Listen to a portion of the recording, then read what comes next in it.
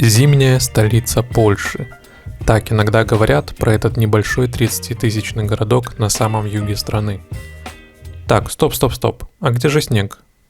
Какой вообще месяц на календаре?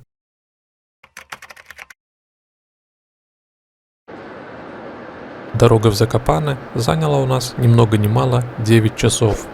Выехав рано утром с побережья Балтики, к 6 часам вечера мы были уже в горах, а точнее в пробке, где-то говоря по-польски, в околицах Закопанего. План на ближайшие 5 дней, которые мы должны были провести здесь, у нас был предельно прост. Посмотреть, что же из себя представляет знаменитый Закопане, забраться на какую-нибудь гору, встретиться с друзьями, развлечь детей и пополнить копилку воспоминаний очередным интересным местом.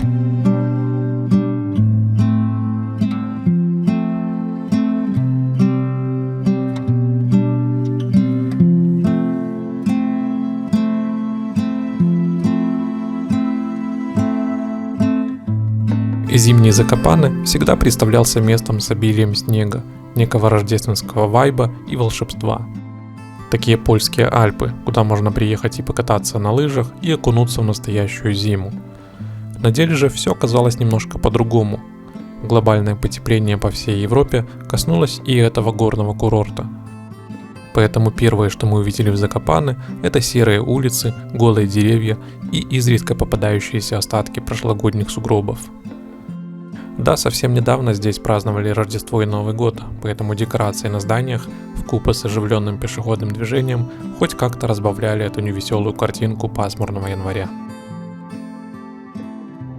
Впрочем, пасмурным он был не всегда, иначе оставаться здесь более чем на пару дней было бы абсолютно бессмысленно.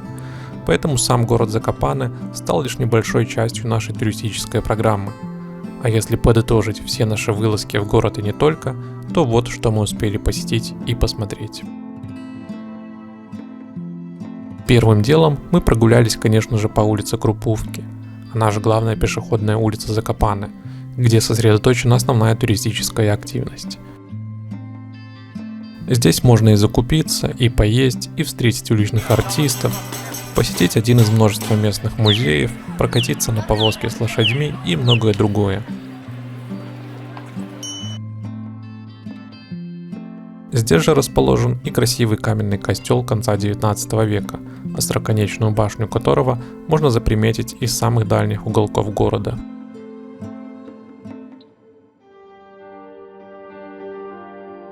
В ясную погоду, а еще лучше на закате, имеет смысл прокатиться на колесе обозрения. Учитывая, что отыскать какие-либо аттракционы в Польше достаточно сложно, дети всегда радуются возможности покататься хотя бы на дьявольской мельнице, как в Польше иногда называют данный аттракцион. За приемлемую цену оно трижды подняло нас до верхней точки, откуда из полуоткрытых покачивающихся кабинок мы смогли полюбоваться красивым горным пейзажем с необычного ракурса. А вот более классическими и без сомнения завораживающими видами можно насладиться с горы Губалувка, которая также является частью города и на которую нас без проблем доставил фуникулер.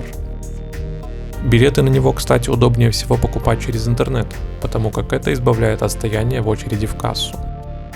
Высота горы чуть более 1000 метров над уровнем моря, но учитывая то, что и Закопане находится далеко не на уровне моря, перепад высот между нижней и верхней станциями составляет всего 300 метров, а фуникулер достигает вершины за менее чем 5 минут. На горе можно провести хоть целый день, тем более, что там все для этого имеется. Торговые ряды, ресторан, различные активности вроде канатного парка, стрельбища, квадроциклов, катания на лошадях и, само собой, смотровая площадка и пешие маршруты, уводящие либо вниз в город, либо далее по горному хребту Губалувка.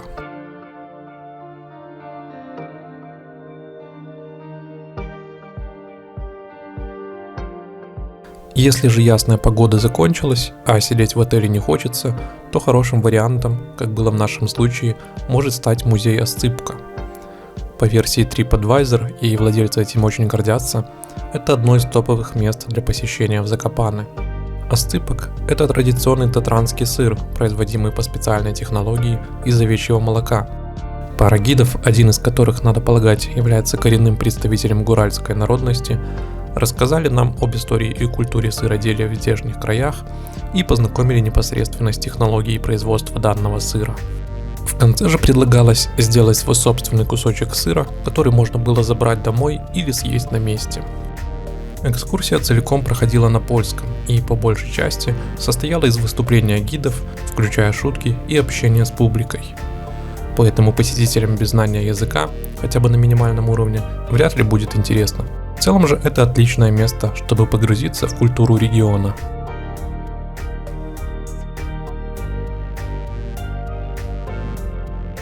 Еще одно достойное место на случай ненастной погоды, а в первые дни нашего приезда она была регулярна, это самый большой термальный комплекс Польши, который расположен в соседнем городке Хохолов. Но не допускайте наших ошибок и не приезжайте к 11 утра, иначе велик риск попасть в огромную очередь на вход и высокую плотность голых тел внутри бассейнов. Впрочем, за счет большой площади и множества различных зон, места всем вроде бы хватает. Конечно, многое зависит от личных ожиданий каждого, но как минимум наш состав из 2 взрослых и 2 маленьких людей был удовлетворен времяпрепровождением.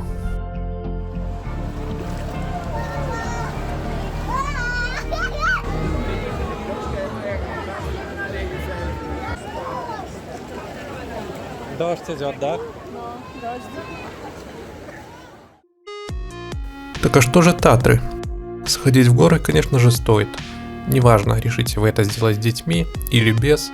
В моем же случае я специально встал пораньше, чтобы пока малыши еще копошатся в своих кроватях, преодолеть 11-километровый маршрут по долине Кастилийской. Вообще, разного рода пешеходных троп здесь хватает на любой вкус и цвет. А учитывая, что большинство из них пользуются бешеной популярностью, рекомендуется избегать пиковых часов, если хотите смотреть на природу, а не на толпы туристов. И один из самых топовых, но надо отметить и самых дорогих аттракционов Закопаны – это подъем на самую узнаваемую, самую доступную, но от этого не менее прекрасную вершину Татр – Каспровый верх. Даже несмотря на весеннюю погоду, которая сопровождала нас в этот приезд на земле, там наверху мы попали в настоящую зиму. Место это достойно отдельного видеоролика, который вы сможете или уже можете найти на моем канале. Посетить Закопаны хотя бы один раз в жизни однозначно стоит. Да, это супер популярный курорт и многих могут оттолкнуть толпу людей на тех же пешеходных тропах или в очередях на подъемник. Признаюсь, мы и сами были немножко шокированы, когда пытались припарковаться в городе в первый день. Но в то же время и такое разнообразие горных развлечений вряд ли есть где-то еще в Польше. Спасибо за то, что посмотрели ролик до конца. Если было интересно, жмите палец вверх, а если есть желание и дальше смотреть подобные видео, подписывайтесь на канал и жмите колокольчик. Dziękuję bardzo, do zobaczenia.